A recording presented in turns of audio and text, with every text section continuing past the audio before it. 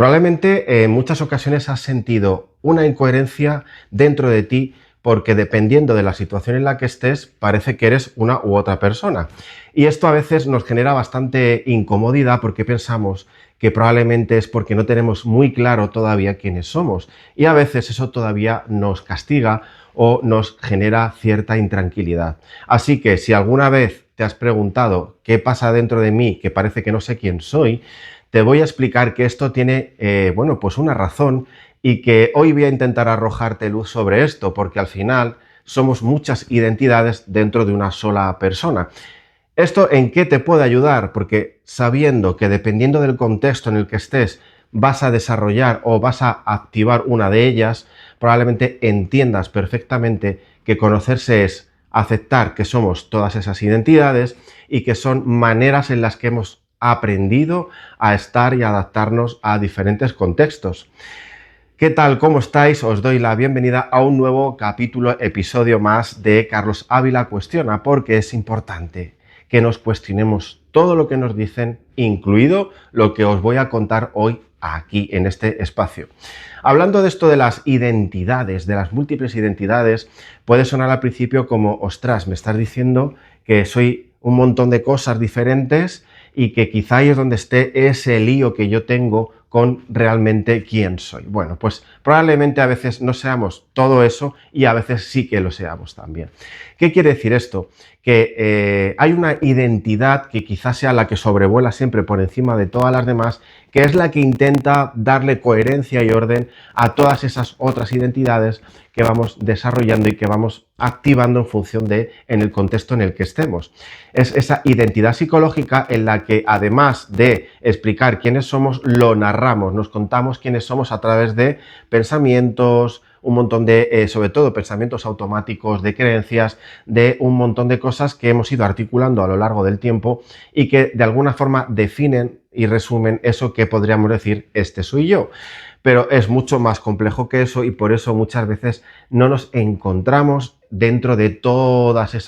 ese mar de identidades que tenemos. Al final no deja de ser una manera de adaptarnos a un montón de situaciones y además aquí viene para mí lo importante, que es que esas identidades muchas veces pueden convivir entre ellas y que esa identidad psicológica es, digamos, la que estaría observando desde arriba para ordenar todo eso y que para nosotros, para la mente sobre todo, tenga cierta coherencia. Recordad sobre todo porque para la mente lo importante es encontrar esa coherencia para protegernos de un miedo. Cuanto más controlado tenga todas esas identidades y el fin para el que los vamos a utilizar, más fácil será para esa mentalidad el no meternos en situaciones de peligro. ¿Qué pasa? Que además, como ya sabemos, que la mente no ha venido para hacernos felices, no está para eso, sino para ahorrar energía y protegernos de esos miedos, sabiendo que esas identidades que tenemos nos van a servir para poder movernos con facilidad en este mundo que tenemos. Si lo pensáis, hay varias esas identidades. Me gustaría que cuando hable de ellas, penséis un poquito en si las identificáis, si sois capaces de identificarlas. Además de esa identidad psicológica, que sería como ese, digamos, ese global, donde podemos decir que a través de eso me he ido construyendo y digo, este soy yo, hay otras cuantas que entran en juego. La primera, que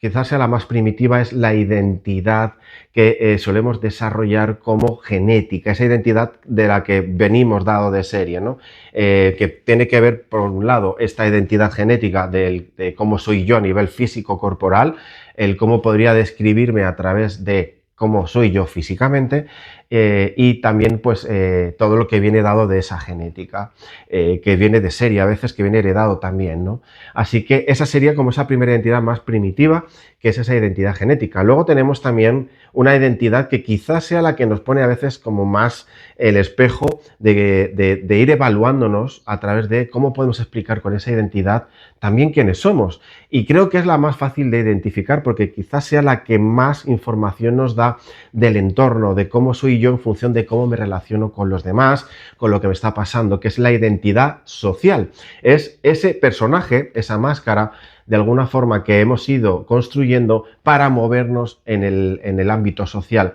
Y aquí esto ya es algo muy personal que me gusta reseñar porque es verdad que pensando un poco en cómo yo me he ido construyendo esa identidad social, yo la distingo como en dos: la identidad social, digamos, personal, y la identidad social laboral, porque aquí es verdad que se pueden distinguir, aunque haya cosas en común en las dos, pero es verdad que dependiendo del entorno,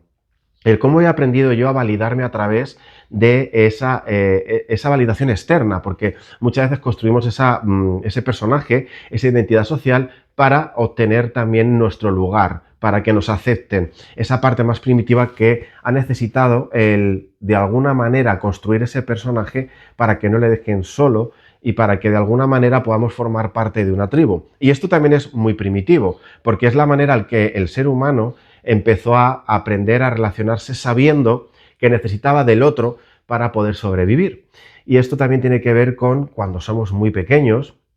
el cómo necesitamos conscientemente, de alguna manera, o no, más bien inconscientemente, el saber que necesitamos de nuestra madre, sobre todo para que podamos sobrevivir, porque somos el animal que menos opciones tiene de supervivencia si le abandonan. De hecho, a un bebé, evidentemente, si no se le provee de alimento, pues no sobrevive. Entonces, esa identidad social que muchas veces viene arraigada con esa mentalidad más primitiva, ese cerebro más primitivo de supervivencia, el cómo a lo largo de los años hemos aprendido a que nos quieran o a que nos acepten a través de eso que hemos llamado el personaje social. El laboral también es otra de esas identidades dentro de la social, en la que de alguna manera desarrollamos otros talentos también para poder movernos dentro de ese ámbito, y aquí también esto nos puede servir para darnos cuenta de esas cosas que ya de manera natural se nos empiezan a dar bien, cuáles son esos talentos naturales, y ponerlos a nuestro favor y desarrollarlos para que a nivel profesional también entendamos que cada uno tiene un lugar dentro de lo laboral o de esos talentos, para saber que a través de ahí es como yo puedo validarme realmente desde quién soy y no desde quién creen que tengo que ser o desde quién creo que yo tengo que ser para que los demás me validen.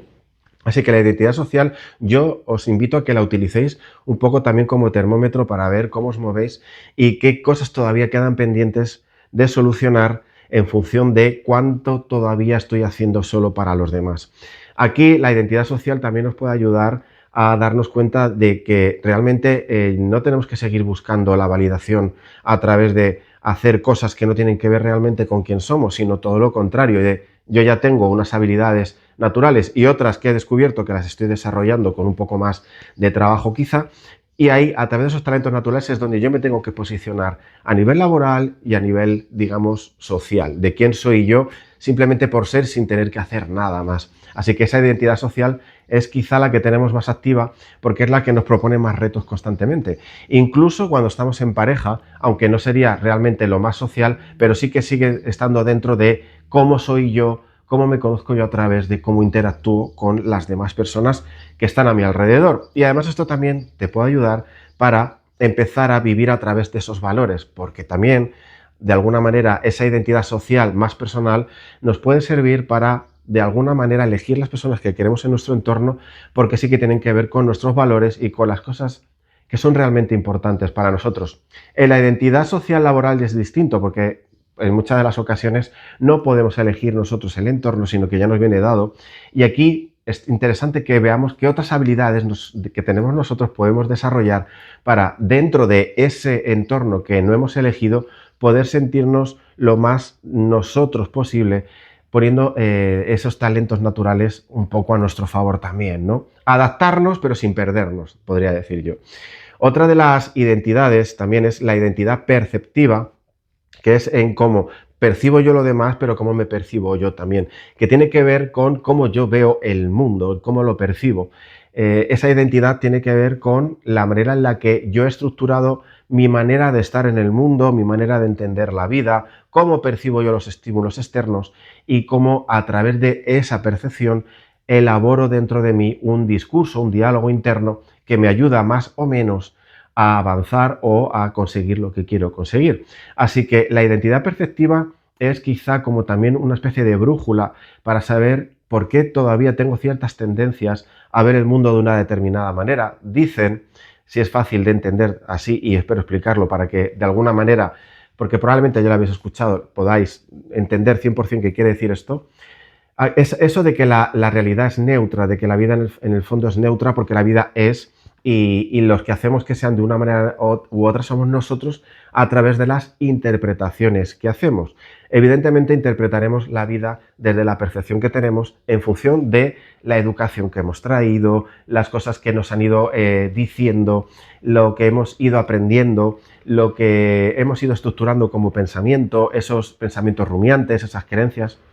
Al final, la vida es como tú la interpretas, no como realmente es, porque si es neutra, al final, realmente lo que hace que la vida la vivamos de una manera u otra es cómo yo la estoy interpretando. Y esto nos viene muy bien, porque si te haces consciente de cómo estoy interpretando yo la vida, quizá empieces a detectar ahí en qué áreas necesitas empezar a cambiar, a hackear tu mente, a darle una nueva perspectiva, a contarle a tu cabeza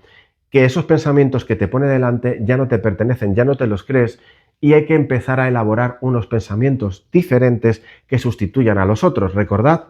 que la mentalidad, el cerebro, necesita sustituir pensamientos, creencias. No los elimina simplemente porque nos demos cuenta de que es un pensamiento limitante para nosotros. ¿A través de qué? No solo de saberlo, que eso es lo principal, porque si hay algo que no lo sé y no lo veo, no lo identifico, no lo puedo transformar, no lo puedo cambiar, porque simplemente para mí no existe eso, ¿no? Si yo ya me he dado cuenta y soy perfectamente consciente de que hay un pensamiento automático que necesito cambiar, lo que hago es, después de darme cuenta, es empezar a ver dónde tengo que construir un diálogo diferente a través de nuevos pensamientos, de nuevas habilidades, que tiene que ver con el ya no solo cómo lo pienso, sino el cómo lo puedo empezar a cambiar. Y para esto es fundamental lo que hacemos, lo que repetimos, esos hábitos, porque mi vida se convierte en lo que repito. Y esto es fundamental, porque dirás, ostras, es que muchas veces no lo contamos y yo también me lo he contado muchas veces. Es que yo no soy una persona que sepa mantener hábitos. Y eso no es cierto, porque en la manera en la que piensas, lo que haces de manera automática todos los días, desde que te levantas hasta que te acuestas, tienen que ver con cosas que has aprendido a base de repetirlas. Y un hábito no tiene por qué ser un hábito que para ti sea adaptativo, que te potencie. Es que un hábito también puede ser un hábito tóxico o destructivo. Pensad cuántas cosas hacéis de manera automática que no cuestionáis y que vuestro cerebro os la propone directamente porque ya ha automatizado ese pensamiento y te lo devuelve simplemente de la parte del inconsciente que tú no puedes manejar. Y esto tiene dos maneras de ver, porque al final, si yo me doy cuenta de que he estructurado partes de mi vida a través de automatismos que he hecho a base de repetirlos como hábitos, esto me da la opción de saber que si quiero cambiar algo en mi mentalidad, en esos automatismos, lo puedo hacer también a través de esos hábitos, de esas repeticiones. A vuestro cerebro, al mío también, necesita que se le cuente a través de los hábitos cómo va a ser ese final para que lo pueda, digamos, integrar, para que te ayude a llegar a eso. Así que cuantas más veces le repitamos un hábito, porque para nosotros en este momento es mucho más adaptativo que cualquier otro, nuestra mente empieza a, de alguna manera, a quitar esa parte de peligro y empieza a devolvernos de otra manera, a base de esas químicas que tenemos en nuestro cerebro, el cómo ya no aprendemos a través del miedo, sino a través de otro tipo de experiencias que nos devuelve otro tipo de química distinta que para nosotros, aunque nuestro cerebro no sea su prioridad, pero para nosotros sí es mucho más fácil de llevar. Así que esa es la manera en que yo puedo estructurar esos hábitos y empezar a vivir de otra forma. Entonces, si yo hago eso, si yo aprendo a través de esos hábitos, de esas repeticiones, por eso es importante, aquí es donde tenéis que pararos a pensar, ostras, si es que no es que yo no sea una persona que sea capaz de mantener unos hábitos, es que no me he dado cuenta de que ya los tenía, yo ya soy capaz de mantener hábitos, pero los hábitos que tengo, los que he tenido hasta ahora, los he automatizado de una manera en la que mi mente me los pone delante sin que yo sea consciente y hacen que mi experiencia de vida sea la que es y también la percepción que tengo del exterior. Por otro lado, también importante el saber que esos automatismos son necesarios. Pensad, si no, cualquier cosa que tuvierais que hacer en el día a día, cualquier cosa, hasta la más tonta, hasta ataros un cordón, si no estuviera automatizado y nuestra mente necesitara recordar paso a paso lo que hay que hacer para abrocharte, para atarte esos cordones, el gasto de energía que supondría a lo largo del día con todas las cosas que hacemos y que queremos hacer y que como están automatizadas, simplemente las hacemos y no las tenemos que procesar otra vez para aprenderlas. ¿Qué quiere decir? Que menos mal que tenemos cosas automatizadas porque si no sería caótico, sería una locura para nosotros intentar vivir recordando cada cosa que hacemos con todo el paso para poder llegar a hacerlo. Así que, sabiendo esto, si sé que esos pensamientos automatizados son los que me dirigen, ¿por qué no empiezo a cambiarlos? ¿Por qué no empiezo a hacer hábitos nuevos para hacer automatismos nuevos que mi mente me ponga delante, los haga por mí y que realmente sean mucho más adaptativos para nosotros? Meditar, si para ti eso es importante, repítelo hasta que se convierta en automático para que tu cerebro ni siquiera tenga que hacer el esfuerzo de decir, venga, ponte a meditar, tienes que hacer esto, ponte de esta forma, ponte esta música, sino el que ya esté tan automatizado que para ti ni siquiera sea algo que tengas que cuestionarte. Sabiendo esto, es la manera en la que podemos empezar a estructurar una nueva manera de sentir esa identidad perceptiva. Con lo cual, si la realidad sigue siendo neutra, lo que haré será cambiar la manera en la que la interpreto. Y eso lo que hace es al final que tengamos mejor calidad de vida. Con todas estas identidades y con muchas más que tenemos dentro de nosotros, te he hablado quizá de las que son más fáciles de detectar para que por lo menos sepas que puedes empezar a cambiar primero la relación que tienes contigo, el quitarte muchas veces de encima ese peso de es que no sé quién soy porque siento demasiadas cosas que a veces incluso parecen incoherentes entre ellas o contradictorias. Bienvenido al ser humano, que es contradictorio, pero sabiendo que utilizamos esas identidades dependiendo del contexto y del momento en el que estemos. Espero que esto te arroje algo diferente para que te quites de encima ese peso y probablemente identifiques esas identidades con las que te sientes más cómodo, porque probablemente algunas ya estarán más alineadas contigo y serán esas identidades con las que te sientas, digamos, más empoderado, donde sientas que no hay tanta fricción o que te desenvuelves con ellas de una manera mucho más sencilla. Así que con esa idea, con esos automatismos benditos que tenemos, porque si no viviríamos en el caos absoluto,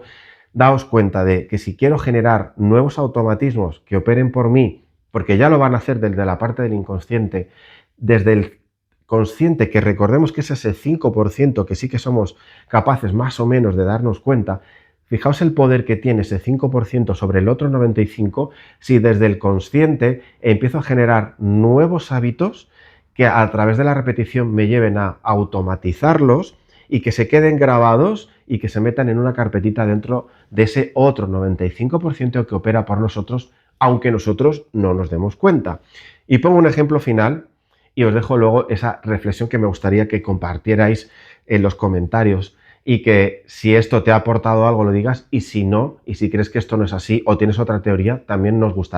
gustará leerte. Pensad muchas veces si de alguna forma estáis haciendo cualquier actividad. A mí me pasa cuando estoy haciendo sesiones con clientes y a veces tengo un nudo en el estómago o algo físico que me está haciendo sentirme nervioso, incómodo y que a mí de manera automática ya se me aloja en esa parte del estómago. Mientras estoy con esa sensación, soy capaz de estar con ese cliente muy enchufado, muy en lo que estoy haciendo con él, escuchándole, devolviéndole lo que necesita, pero saber a la vez que estoy sintiendo eso y que es un miedo que en ese momento no sé de dónde viene, pero que sí identifico que no tiene que ver con lo que me está pasando, con lo que estoy haciendo con esa persona. El inconsciente, esa parte me está trayendo una sensación que tendrá que ver a veces con esa identidad psicológica y convive con esa otra identidad que sería en ese momento quizá la identidad social, laboral, ¿no? Donde me estoy relacionando con un cliente y conviven a la vez. ¿Dónde está el poder? El que yo me doy cuenta de que esa identidad está de alguna forma trabajando desde el inconsciente, con lo cual no le intento buscar explicación, porque probablemente sea muy difícil que yo sepa en ese momento identificar de dónde me está llegando, qué pensamiento me está trayendo esa sensación corporal, porque además también está esa identidad corporal, que también es importante. Si lo detecto, lo que hago es dejarlo estar para que no impida que no pueda desarrollar el resto de identidades con las que yo me manejo en mi vida. Esto es importante para que no nos bloqueemos, porque a veces esa identidad psicológica es la que nos puede atrapar si no somos capaces de dejarla operar sin hacerle demasiado caso en momentos donde no hay que hacerle caso y dejar que las otras identidades puedan funcionar. Otro ejemplo antes de marcharme. Las personas como yo, que a veces nos subimos a un escenario y que hay una identidad nuestra que probablemente tenga que ver con los miedos antiguos, que vengan de esa identidad que opera por nosotros sin que lo sepamos y que nos está metiendo el miedo de no subirnos al escenario. Pero hay otra parte de nosotros, esa identidad social, laboral o no, yo creo que puede ser laboral en este caso, donde yo sí que me subo al escenario a pesar de que hay un miedo que me está diciendo que no lo haga. Están conviviendo los dos, acepto ese miedo, pero convivo con él y mi identidad, la identidad que se está subiendo al escenario, es la que está operando, la que está tomando el control y la que es capaz de realizar eso de manera, vamos a decir, exitosa. Esto le pasa también mucho a los actores, a las actrices, que muchas veces cuentan en las entrevistas. Es que aunque yo estoy delante de una cámara, estoy interpretando un papel, una identidad, pero luego en mi vida personal, en esa otra identidad social o psicológica, soy una persona muy tímida. Fijaos cómo esto al final, si lo entendemos desde aquí, tiene mucho sentido y no es para nada incompatible. Así que bueno, espero haberos aportado algo distinto en este ámbito de la identidad, del quién soy, que a veces nos castiga tanto. Y esto lo digo por experiencia personal, porque esto es lo que estoy investigando, estudiando, para dar respuesta primero a qué me pasa a mí y luego con esto intentar ayudaros si me estáis escuchando y si me estáis viendo. Pues nada, me despido de vosotros, de vosotras, hasta el siguiente capítulo, episodio de Carlos Ávila Cuestiona, en este caso hablando de las identidades que viven dentro de nosotros. Chao.